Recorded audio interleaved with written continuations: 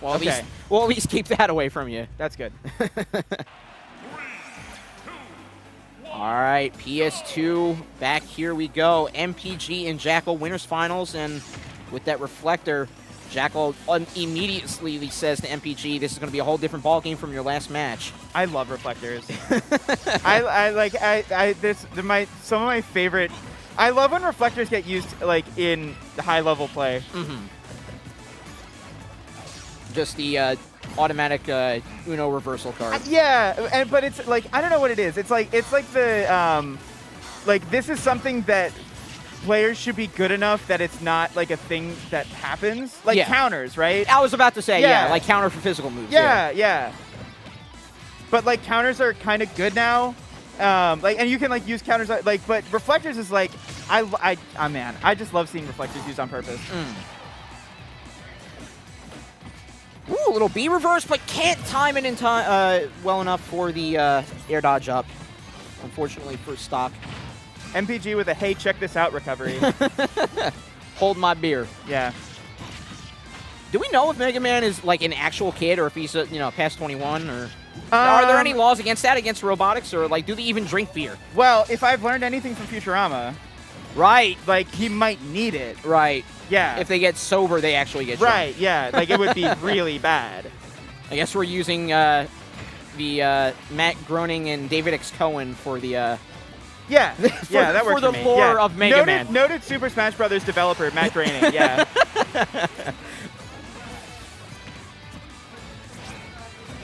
Meanwhile, Jakal is, I will say, handling MPG. Yeah, very much so. Just taking his weapons, using them against them, and again, just somewhat of a patient play style makes MPG want to he's in place and he's in shield. MPG wants to just walk up on him, and if Jakal has the perfect time, he can just counter it right against his face, essentially. This looks like a Mega Man boss that the player has fighting for the first time, and they don't know any of the patterns, and they don't have the boss weakness weapon yet. Oh, I thought that down air connected for a second, and then I just looked at the stocks. I was like, no, the flash wouldn't happen just yet. Yeah, like this is where you go to GameFAQs and you go on the forums on GameFAQs, like, okay, Wolfman is bullshit. That's a story that's being told in Philly all the time. Yeah. No, I'm not saying that Wolfman isn't bullshit. Right. But we're sick of hearing that story every time. I mean, I can't lie. If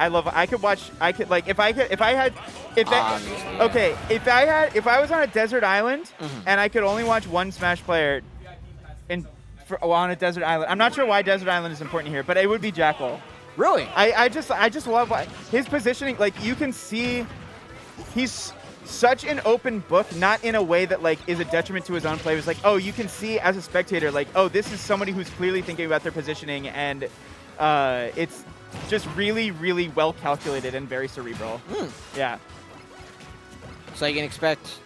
So you like the consistency, not like variety. So that will that keep you entertained enough on that desert island? It is variety. Like I don't know. It's the stuff that he does consistently is really, really cool. Yeah. And like he's inventive enough that like it's never just the same thing all. So there is variety in it. Oh, okay. for sure. Okay. Sure. You can't get to that level without it.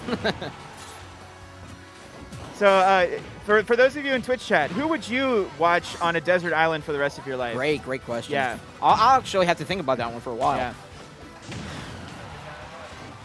On top of other things here, though, we have Jakal surging ahead. Another down smash, no tech check. Puts Jakal right now on top, and MPG with these platforms here, I wonder, is this doing more harm than help? Help the poor boy! That's so sad. Dear. I was saying the word, and it, just elevated the sense of urgency with that word. Now, Mega Man is in hell right now. And again, both playing that little footsie game, waiting for his moment to move in. Looking too often for that Zare drop, I'd say. I think Jakal was ready and waiting for it. I mean, it's just I don't think we've really seen a lot of extended offense from MPG. Like, really in this game, and definitely not in Game 1 either. I mean, Yeah, he's trying to pressure Jakal as much as possible, but like Jakal is just so patient. He's just able to capitalize off of any like blinking you'll miss it whiff. The thing that I'm trying to reconcile with here is like I'm used to watching Jakal do this to people. Yeah. But I'm not used to watching MPG have this happen to him. Yeah, that's true.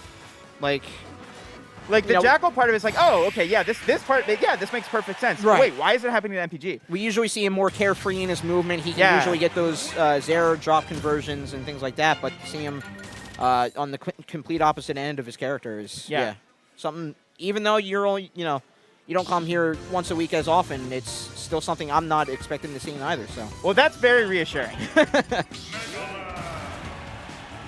Let's see if MPG has had enough of seeing it as well. He needs to pull a 3-2 swing here to have any chance. Going back to small battlefield. And we'll see. Regular battlefield, isn't it? Oh, yeah, you're right. Yeah. My mistake. Yeah. It's been a night. I mean, battlefield is just kind of small. I mean, smallish. I mean, compared to the background. Right. Yeah. And MPG certainly feeling a little pinned. So it's getting smaller and smaller for him. Right. And again, he's just looking for too many setups, I think, from far away, and Jakal's just charging ahead. That's a good point, too. Yeah. Really prioritizing that metal blade. Okay. Anytime I see that side B, it's like, I have to wait with bated breath to see the result. But it's still so much damage, too. Oh, yeah. Although, that being said, I mean, this is not a terrible deficit to be in. This Mega Man has damage output. Yeah, and the ledge trapping. Down air way too late. Back air nearly took out. He had all the time in the world. Second nair, though. Able to close out, and very surprisingly, again, another turntable here. As once again put Jakal on top, trying to find his way in now. MPG putting a lot more preemptive pressure on Jakal's advances here. I'm really surprised he didn't go for a third air shooter there. Like maybe he was trying to read the landing option, but that could have been the even like the KO that got him back in this game. Trying to find some way to level the playing field here. Jakal again just advances. Oh no, he DI'd in. Double fair bear, able to close out, and like you said, some bad choice of DI. Jakal still surging ahead now. Footstools the man. Okay, all right, that's fine. That's fine.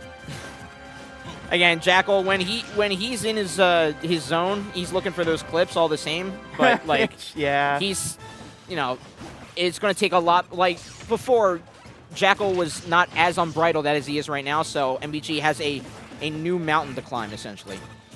And there's so many problems here that MBG has to try and solve. I like the rush DI back though that time. Yeah.